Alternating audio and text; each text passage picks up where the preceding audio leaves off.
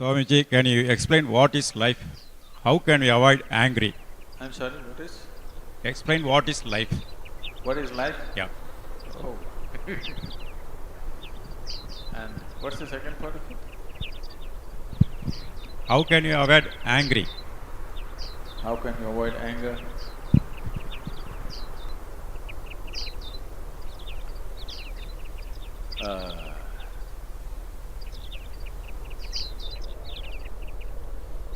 See, if you're driving on the Coimbatore streets, you have to avoid the medians which are placed in odd places.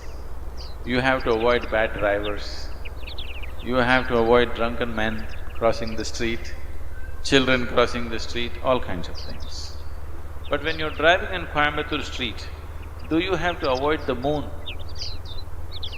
I'm asking, do you have to avoid the moon? No, because the moon is not on the street, isn't it? So similarly, right now are you angry? No? Then why should you avoid it? There's no need to avoid it. It is just that you think anger is an entity. Anger is not an entity. You become angry. You become angry. Anger is not sitting somewhere and you go hit it. There is no such thing. You become angry. When you become angry, is it pleasant for you or unpleasant for you? Unpleasant for you. Unpleasant for others for sure, unpleasant for yourself also.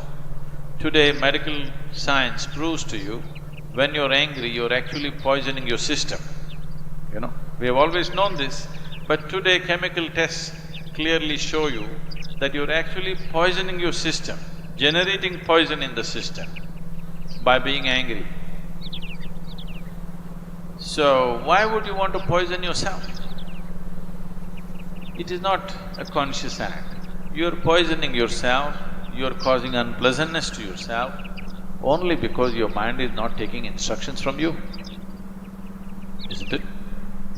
It is not taking instructions from you. If it was taking instructions from you, you would have said blissfulness, isn't it? You wouldn't say anger. But now when you want to be peaceful, it is getting angry because it is not taking instructions from you.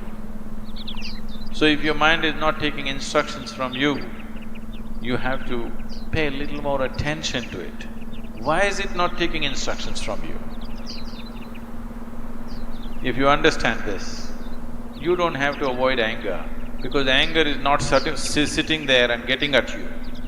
You are becoming angry, you are becoming unhappy, you are becoming miserable. These things are happening to you essentially because you have not done anything to take your faculties under your control. It is happening accidentally, just by chance. If outside situations are good, you are also good. If outside situations are bad, you're also bad. That is not how human life should be. Human life should be like this. If I am good, everything around me becomes good. This should be the reality, isn't it? Right now, if things around me are whichever way, I will become that way. No. Human consciousness should create situations. Right now, situations are creating human consciousness. That's not the right way to shape human life.